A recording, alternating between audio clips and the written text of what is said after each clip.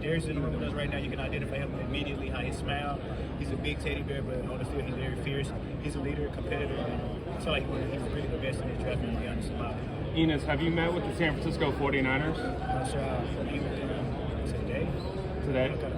Formally? I think so. What's your mindset when you're going to line up against the first star wide receiver in the NFL? What's going to be going through your mind? My mind goes blank. At corner, you have to be instinctive, so you're going off another man's reaction. So I'm not going to overthink anything. I'm just going to be patient and trust my technique, because that's what got me at this point. Ennis, what separates you from other DBs in this draft class? Physicality at the line, tackle. What kind of coach is LSU getting in Blake Baker, and how, if at all, did he help you in your development to get here? Blake Baker, a great dude. He has a lot of different schemes. So in college, we run an NFL scheme. We did a lot of under front, over fronts, okie fronts. Baker has polished me up to get to this point. So when teams talk to me, they see how knowledgeable I know about the game, how much I know what the D-line got to do, what the linebackers got to do. It's all based off Blake Baker. They got a great coach. I'm kind of mad. He should have still been in Missouri Tech. ACL injury and then the groin last year as well, just to prove that you're... I would say yes, in my opinion, because it gives them every answer they need to know about me.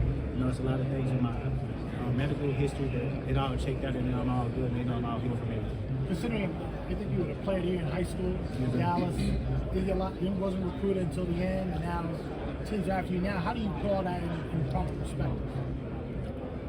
Never judge a book by its cover. That's the first thing I say, because a lot of people judge me off my size. I went to Duncanville High School, which is a powerhouse in Texas, so a lot of my brothers are kind of bigger than me, and everybody went to them instead of me, but at the long run, I'm here, and a lot of my brothers are going to be here as well, but I finally caught up in a sense. You cover some of the best wide receivers in all of college football, but why can you not guard me? I can. Come on now. I mean, you know, you went to Duncanville, my high school, so I give you a benefit of that, so I say you probably win 0 reps. 0 reps? Okay. And your speed is pretty evident on tape. You're able to take away crossing routes and really undercut routes. How do you use your physical tools and advantage to be able to do things like that? I say you use your physical tools, your hands, to get the receiver off their timing and make them get in that route right away, or you can erase the route. So my goal is to use my speed very minimum. You don't want to be a DB who's running 22 miles an hour in the game, because that means if you're running 22 miles an hour in the game, you pretty much got beat. So I like to keep my mouth running. In the NFL, obviously, teams run a lot of crossing routes to try to really throw defenders off and run those natural pick routes. How do you feel like you stack up in the ability to be able to stay glued to a receiver even though you have to fight the traffic? I feel like good technique. So if a person's running a mesh route, for me, is tailpipe. So that's something you got to work in practice. So you got to be on the receiver, but not too far off the top, not too far under, because you'll get rubbed a lot. The over routes for me is just hurry up and get glued to that hip right away, and don't undercut it until you're close enough to undercut the man the right way or correctly, or make the quarterback lift the ball. At the end of the day, make the quarterback make a perfect throw. Don't give him any easy access.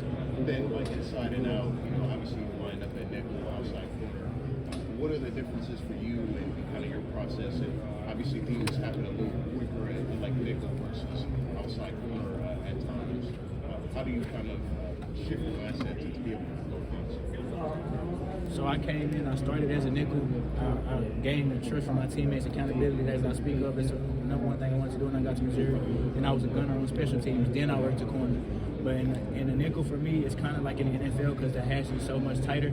Everything is pretty much into the field. So you've been in the boundary, it's still to the field.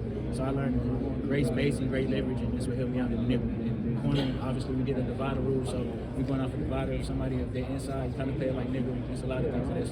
It's a lot of strategy, it's a lot of scheme much. Do you like the feeling of being on the outside on an island as a corner? Do you like that feeling? Do you like the feeling of being on the outside on an island at a corner?